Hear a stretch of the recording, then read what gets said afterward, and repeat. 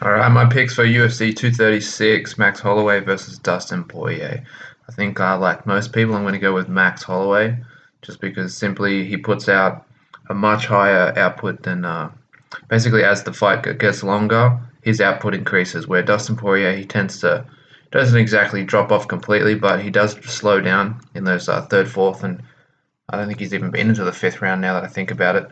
But yeah, you can tell from their very first fight when Max was only 20 years old that he was getting the better of him in the striking department within the first few minutes that it did go on, and then he was taken to the ground and he really made some. He escaped from an armbar, but left his head kind of up and was easily put into a triangle, and then was triangle armbarred for the loss.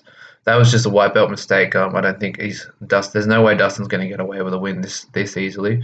He's also the reigning defending champion. He's probably put more time in than Dustin in the ring as well. He's landed more significant strikes in a single round than anyone else.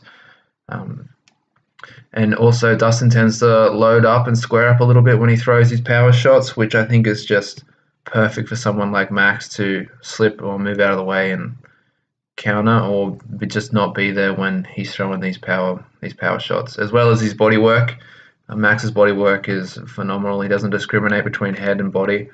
And then you look also down here, he's where are we going? His takedown defense is more than 64%. You've seen him come up against wrestlers like Jeremy Stevens and Ricardo Lamas, who on paper are probably better wrestlers than Dustin, but I think Dustin does mix it up better, and therefore he's a better wrestler in MMA.